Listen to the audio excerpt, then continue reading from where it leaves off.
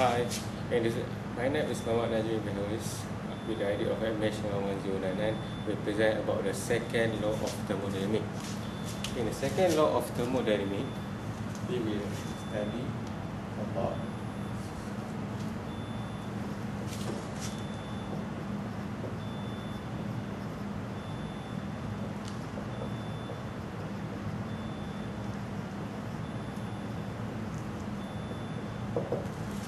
will study about the introduction to the second law.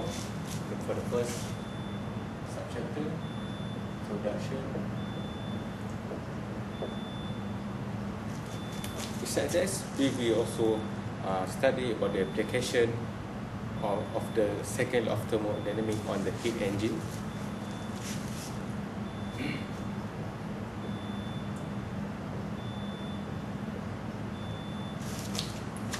Then for the third subchapter, we also will study about the energy conservation efficiencies.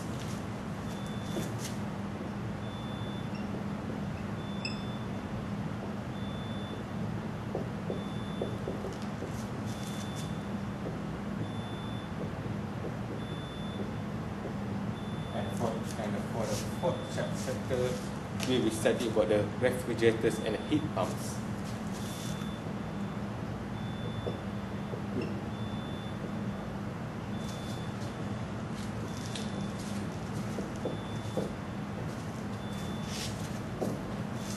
Next, in this chapter also, we will study about the reversible and irreversible process.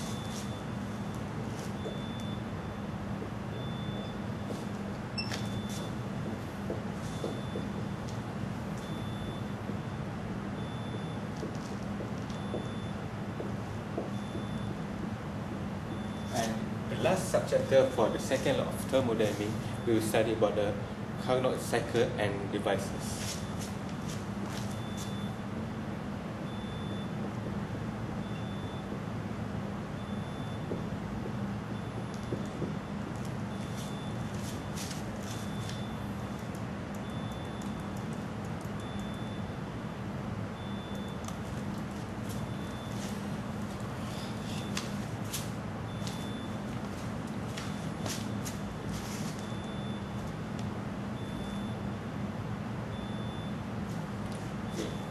First of all, I will tell you about the introduction. As you all know, the second law of thermodynamics asserts the existence of quality called the entropy of a system and further states that when two isolated systems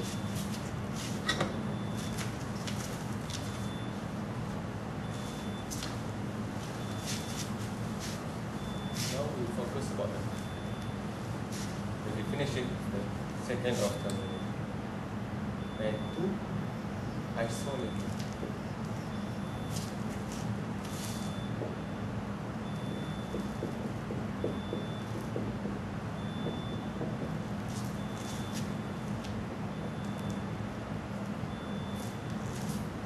And two isolated systems in a separate but nearby regions of space, each in the thermodynamic equilibrium, are sometimes allowed to interact. How they interact is by breaking the isolation that separates between the two systems. Next, by allowing them to exchanging matter between the two systems, they will eventually reach a state of the thermal equilibrium.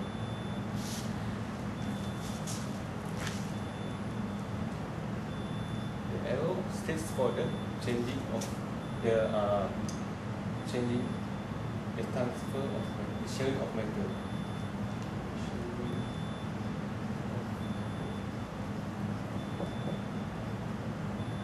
And they will achieve a sort of thermal equilibrium.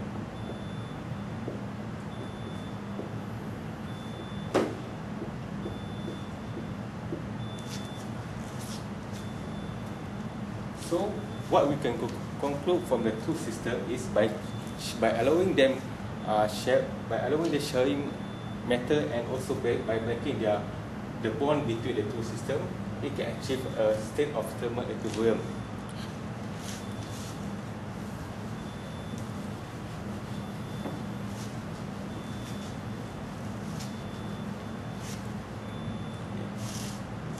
the main key point in this thermal equilibrium is that the sum of enthalpy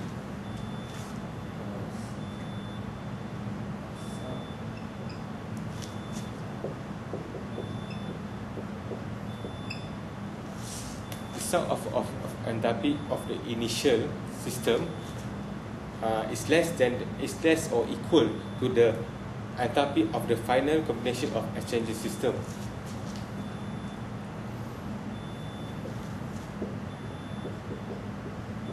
The sum of enthalpy of initial must be less than or equal to the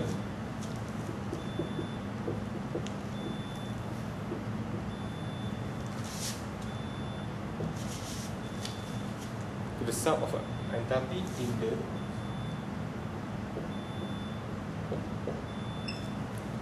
in the final combination of exchanging system.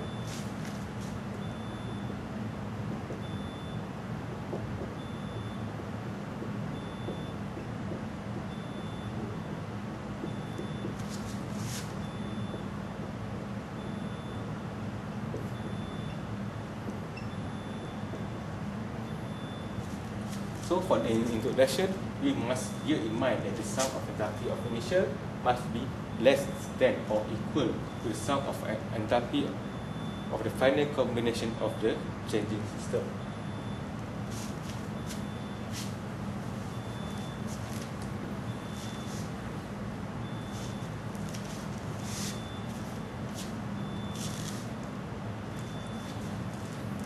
So for the basic principle that I explained before, it follows that the entropy of an isolated microscopic system never decreases. The second law states that the spontaneous natural processes increase entropy overall, or in other formulations, the heat can spontaneously be conducted or radiated only from a higher temperature to a lower temperature region, but not in the other way around. From my explanation, we can conclude that the heat can only be transferred from the higher temperature to lower temperature, not to lower temperature to higher temperature, because it disagree with the second law of thermodynamics.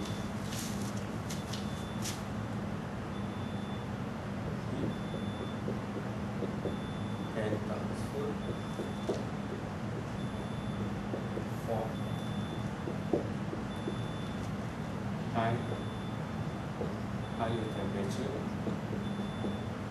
to lower only.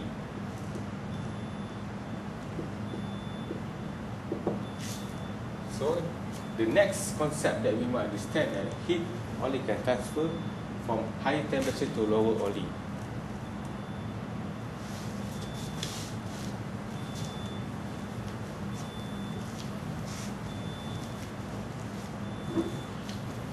Such that the second law refers to a wide variety of processes, reversible, irreversible, and the main point that we need to stress it out is about the irresistibility. The prime example of irresistibility is the transfer of heat by conduction of radiation. It was known long before the discovery of notion of entropy that when two bodies of different temperature are connected with each other by purely thermal connection, conductive or radiative, then heat always flows from the hotter body to colder one.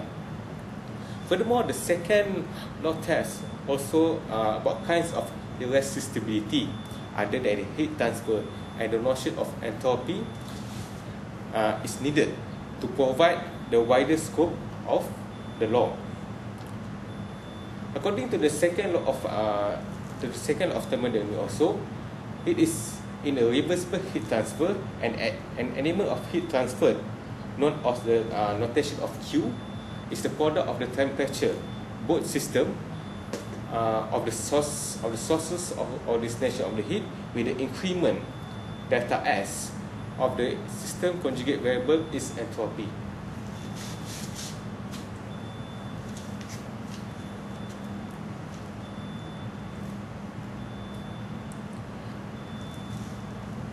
Next, we will look into the direction of the second law of thermodynamics, by which we can go one system with we can assume as A and B, by which A we can put example of 10 Celsius, and the B we can put a temperature of 40 Celsius.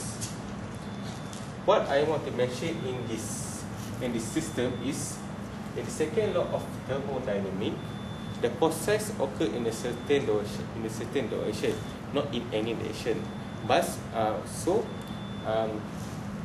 what I want to explain is in the second law of thermodynamics, the process of transfer of heat only occur in a certain direction, but means that in one direction. The transfer of heat.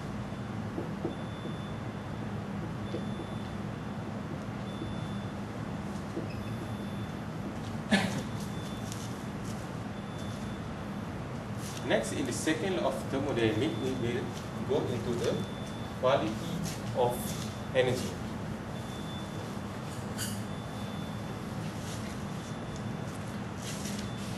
What we can define about the quality of energy? The quality of energy is related to how much work we can get out of the energy. That means how we can use the energy that we obtain to convert into a work, into some sort of work. For example, high temperature.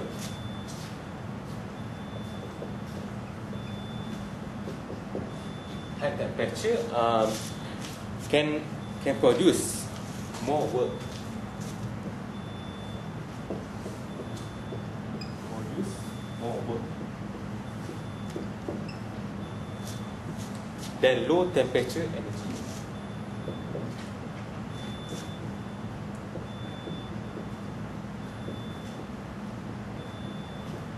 So basically, from this statement, we can conclude that by having a high temperature, we will definitely get more work than compared to the having a low temperature.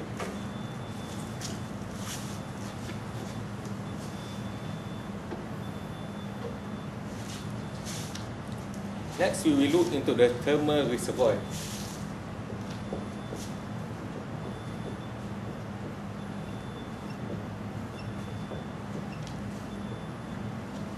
The thermal reservoir can also be used to explain about the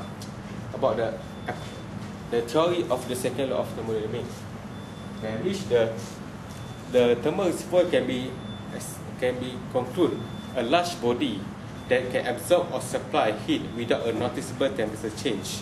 So a large body that absorb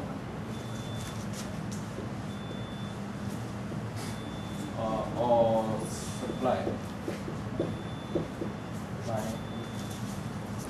heat without noticeable temperature difference.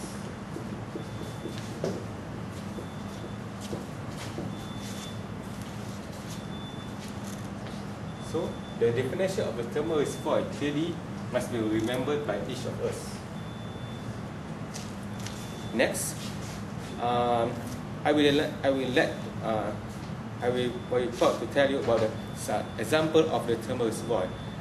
The example of thermal reservoir are the ocean, lake, atmosphere, room, air or furnace burner. And some addition point is the bodies with relatively large thermal masses can be modeled as a thermal energy reservoir.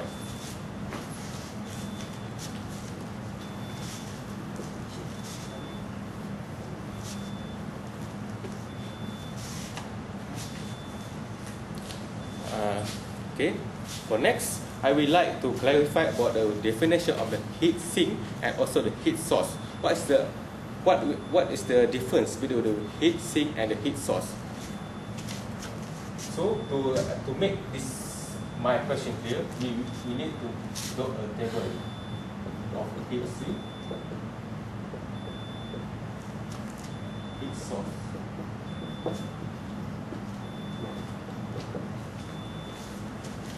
Heat sink is the reservoir that absorbs heat. That's the main point that we need to remember. Heat sink is the reservoir that absorbs heat. Heat sink is the reservoir that absorbs heat. Absorb heat. That's the key point of the heat sink. Absorb heat. And for the heat source, it's the reservoir that supplies heat. Heat source is the reservoir that supplies heat, and heat source is the reservoir that supplies heat.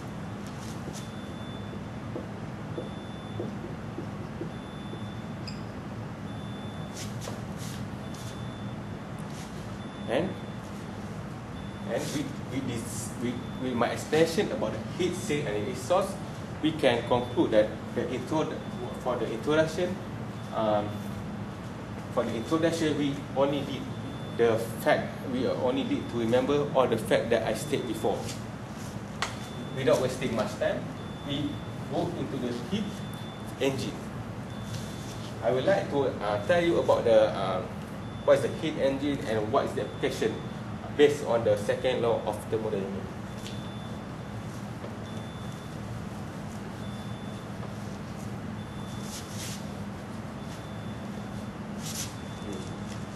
Heat engine.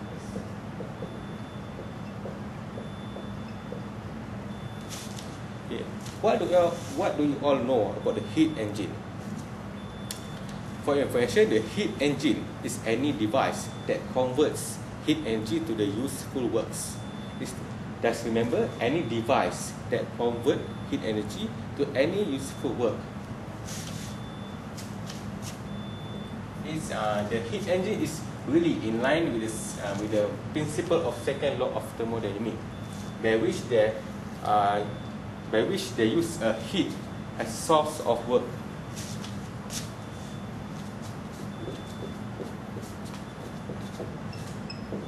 It's a device that convert heat energy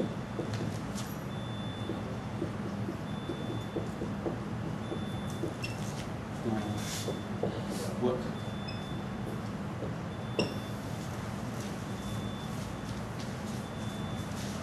Okay, I know that we feel very curious to know what is the example of the heat engine. Okay, let me clarify that. The example of the heat engine, one of the example of the heat engine is the steam locomotive engine in the yearly 1090 and to the 1950 centuries, by which in the older age, the locomotive steam using the principle of the heat engine to generate kinetic energy, also to generate movement, to enable us to commute between the two places. So, one of the example is the locomotive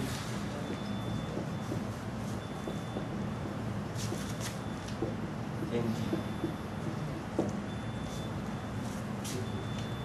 Next, the new Newcomen engine patented in 1975 by the Thomas Newcomen also express about the principle of the heat engine.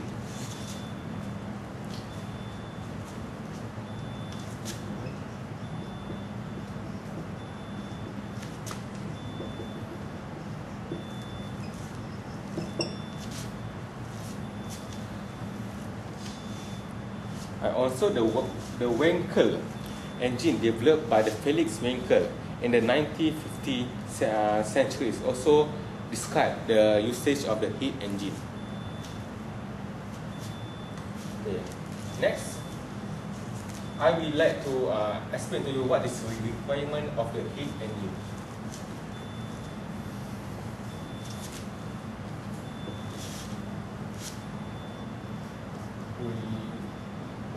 Requirement of heat engine.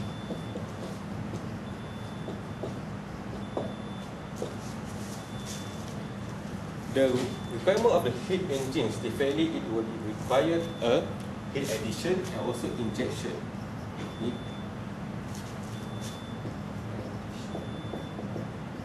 and also injection. These are the two requirements that we need to enable heat engine to be operated.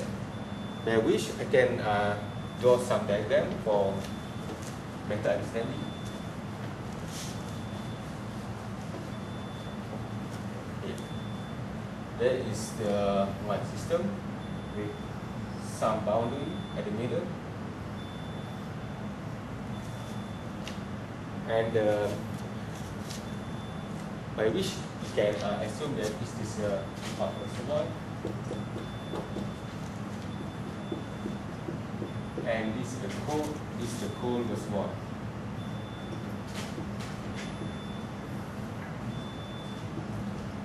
And the round shape between the hot and cold reservoir is the boundary.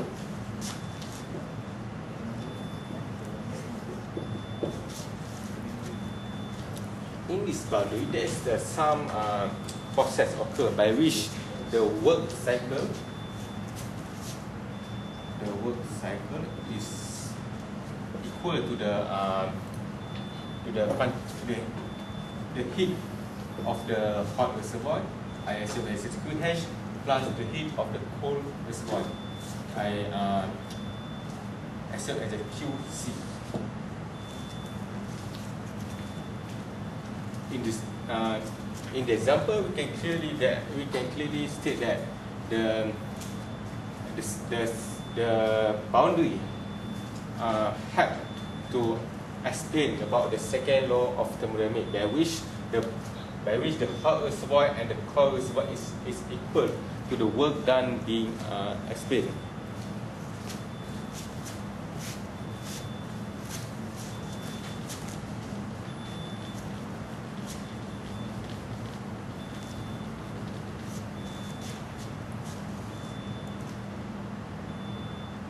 Okay.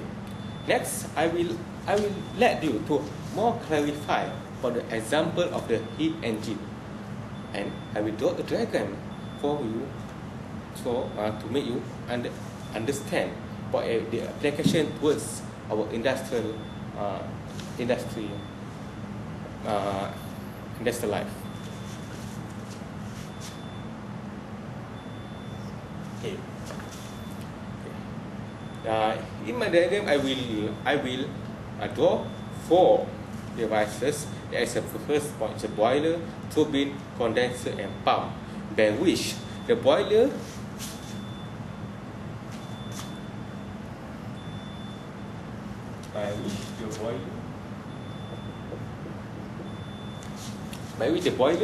acts as an energy source, such as furnace. So we can conclude the boiler as the heat coming. The heat coming can do as a Q, and beside the boiler we will draw a turbine. The turbine is like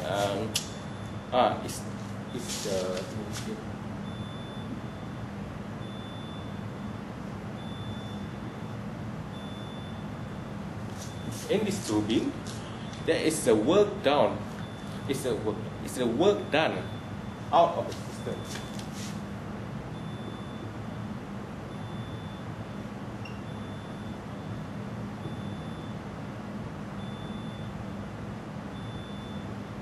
Work done out of the system. Next, after having a boiler and turbine, we will have a condenser. All must be clear. So the function of the condenser is the steam power plant. In the steam power plant, condenser acts as an energy sink. As I told before, energy sink energy sink, such as example of energy sink is atmosphere. You know what I explain later? Yeah.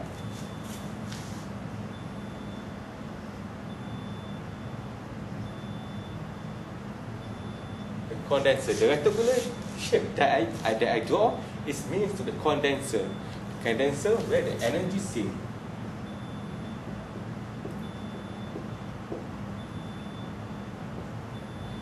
Occurs.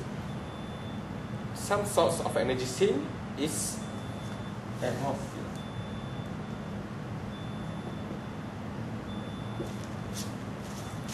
And the last one, to complete my steam power plant example, we must have a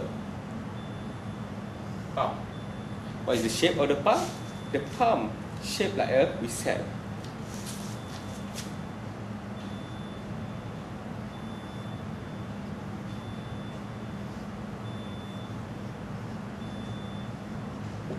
Remember, this is the steam power plant, and we definitely need a pump, and the pump acts as the work they come in the system. Remember, the pump and the turbine acts in the opposite direction. I mean, what's the what I want to tell you about the pump, where is the work done being generated, and the turbine, where is the work done being released, being come out.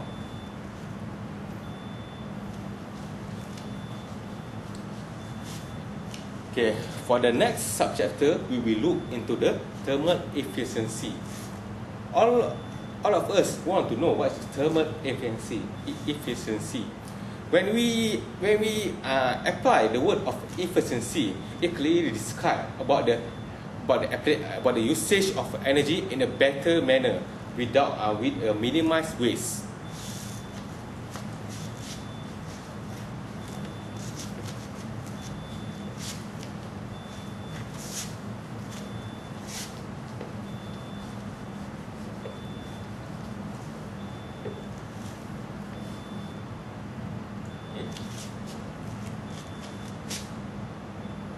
What the thermal efficiency?